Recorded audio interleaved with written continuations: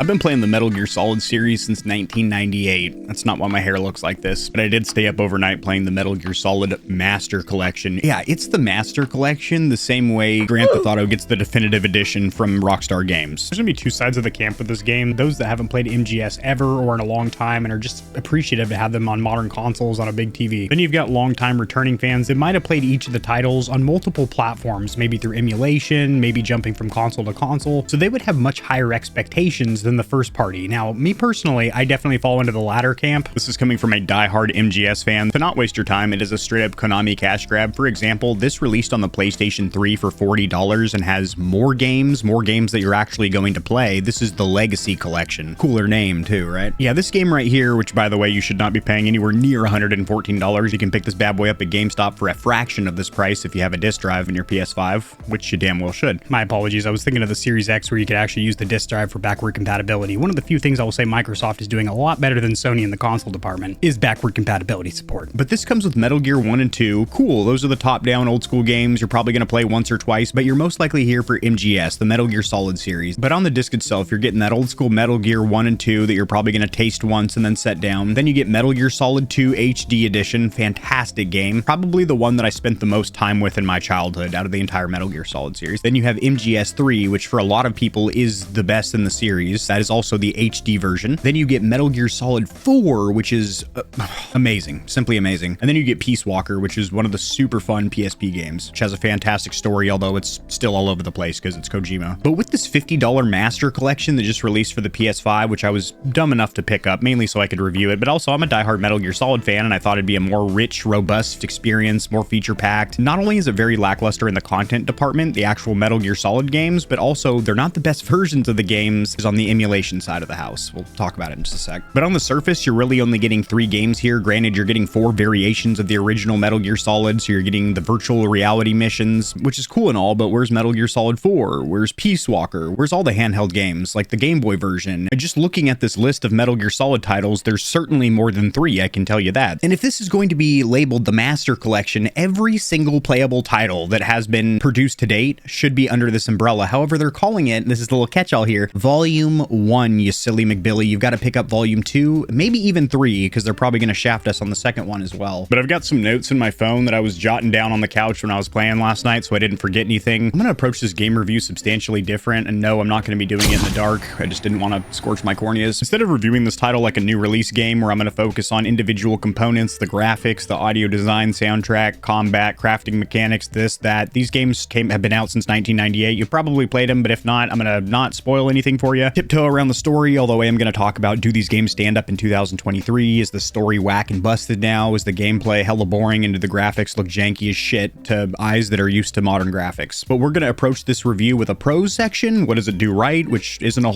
much, but we got to give credit where credit's due. Then the cons, shortcomings, or limitations, which is a lot. And then the verdict. Should you pick up this title? Absolutely not if you respect your wallet. So as for the pros, the controller does vibrate. You've got that haptic vibration in there. It hasn't been fine-tuned to where the haptics are insanely accurate like some of these SIE first-party games, which is a little bit disappointing, but you do have vibration even during the cutscenes, and it does get very strong and meaty because it's the haptic vibration motors. It's just on the software side of the house, it's not tuned to be very accurate. I was really bummed out to find out there is 0 adaptive trigger support. I thought each gun would have a different trigger breaking point, or maybe they'd integrate some little mini game where you had to do something with the adaptive triggers, hold it in a certain pressure zone or something. But since this is just a direct port of these original games, not even a remake, not a remaster, and not even the best versions of these games available, you can emulate these games for free on PC, on a budget PC at that, because this is older emulation, in higher resolution, higher frame rate, better textures, getting rid of that wall warping and, you know, wall jiggle and all that crazy emulation shit. And no scan lines, we're past that era, but we have other things to worry about, like wall warp. I don't think it's actually called wall warp, but everyone watching this video that's emulated a PS1 game knows what I'm talking about. The next pro, this game does autosave, not very frequently, but it does autosave. The original game didn't at all. You had to manually hit up the girl in the codec and be like, hey, I'd like to save my game, after she gives you a little blurb of basically just telling you to be careful and not get your cheeks clapped in the heat of battle, because that's convenient. I died at the first boss fight, which is Revolver Ocelot. Can't believe I died there. It's a not hard fight, but I guess I was just being a numbskull. But I died there, and I hadn't codec saved in a while, and luckily it did autosave, so that was something I noticed that I really liked. The next pro is this is the first time that you can play this game on Switch, so if you want to play this on the go, this is a great opportunity. However, However, it is 30 frames per second on Switch, which is gross considering some of these titles launched at 60 frames per second on their original consoles. And we know the Switch can do better than this. We've seen direct platform ports to the Switch, and they're not great, but they can run better than this. Even a 40 frame per second mode would look better. Now onto the cons, because there is a surplus of them. There's no shortage of disappointments over here. First of all, lack of widescreen. You are going to have black borders on the top and bottom, and you're also going to have graphic borders on the left and right, which you can fine tune with some graphics. I thought that was kind of cool. But with the simplest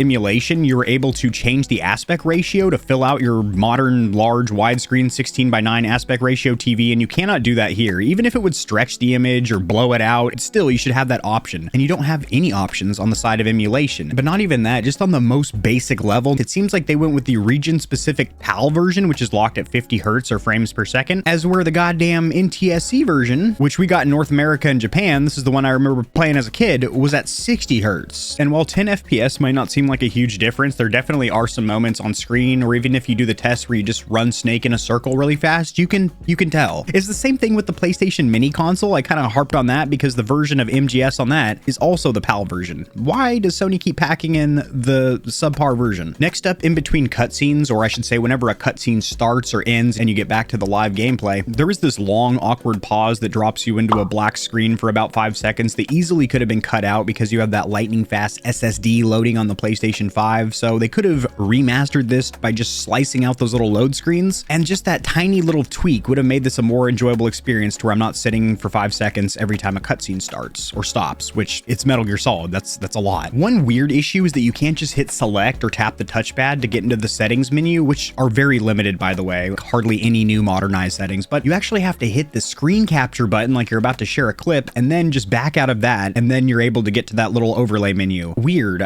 Speaking of those limited settings, there could have been a bunch of accessibility features to modernize this game, such as color subtitles or low vis modes, but the settings are a bare bones stripped down. The next con, if you bought the PC version, the resolution is capped to 720p on Metal Gear Solid 2 and 3. I'm unsure if this is just a bug or glitch that's going to get patched out, or if that's how the games are meant to run. If it is, by God, why? So as for the verdict, you can kind of tell where I'm tap dancing. You can kind of join me on the dance floor here. There should have been way more Metal Gear Solid games packed into this master collection. I get it's a volume 1, but I don't think the word master collection really fits this collection. It's more like the Buster collection, because a collection that was $10 cheaper and launched on the PlayStation 3 10 years ago had more meat on its bones, was a more substantial collection. These Metal Gear Solid games could have gotten such better treatment. Could have been new visual modes, or tweaks to the emulation, higher frame rate, resolution buffs, even mods and tweaks. Where the hell is Portable Ops? Where's that rare Game Boy game? $50 is far too much. I think 40 is the cap of what they could ask for this game without feeling borderline criminal, considering you can emulate these games for free. Although I will say it is a very pretty package on the PlayStation 5 where you can browse these Metal Gear Solid themed placards, and that does look nice. However, I personally am not going to spend a whole hell of a lot of time reading through the scripts or sitting there just listening to the soundtrack. I just want to play the best versions of these Metal Gear Solid titles from my childhood, and you're not getting it with this collection. Last little note here, the Metal Gear Solid series deserves so much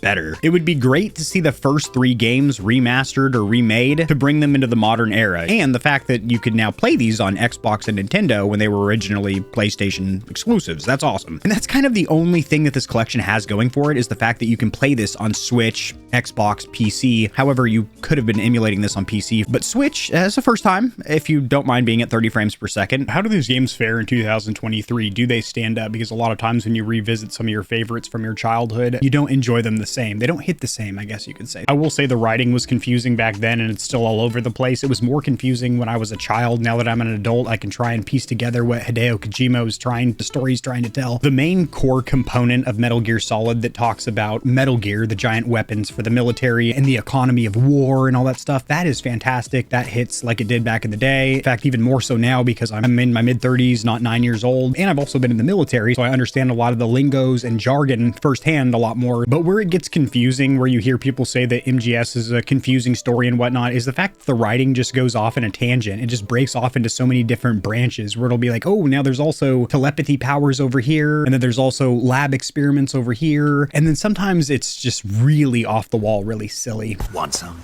No thanks. Don't like snakes? Not for dinner. Can't even eat a snake during a mission, huh? I wouldn't mind eating you. You know, I've been trained to do this kind of thing myself. And a lot of times it seems like it doesn't really tie in until 3 games later.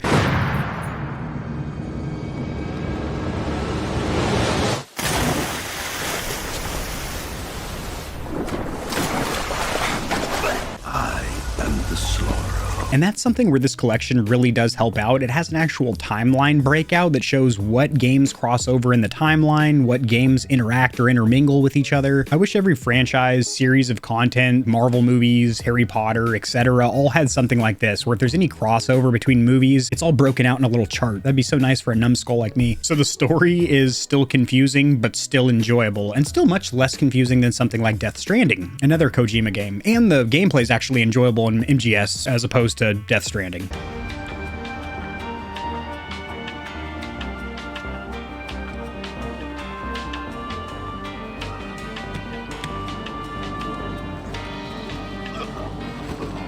But in all seriousness, that rolls me right into the gameplay, and this is still one of the best stealth titles, if not the best. I mean, we had things like Siphon Filter on the PlayStation 1. This completely broke the mold in a great way, because you have this fantastic storytelling. Yes, I did just say it's a little confusing, but the parts that aren't, the parts that are just, hey, this is, you know, this little military story we're spilling out here for you, that's all amazing. And the voice acting still hits as hard as ever, right to the jaw. Looks like a lovely bunch of folks.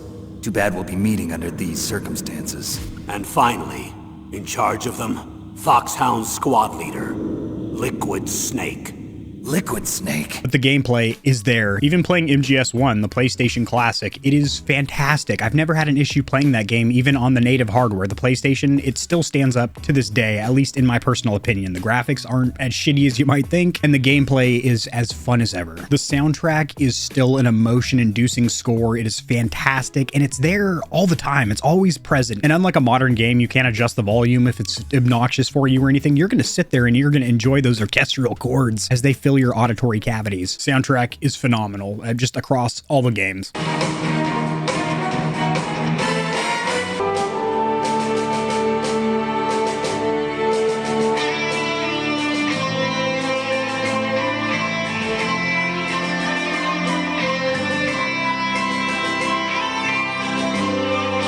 As for the audio design, you have so many iconic sound clips, sound bites, sound effects, if you will, such as the codec ringing, which I know people use for their ringtones and shit.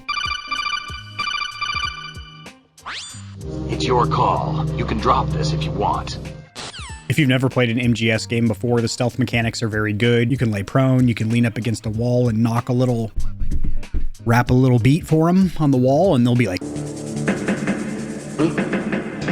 What was that noise? and then if you get spotted, this god-awful noise plays.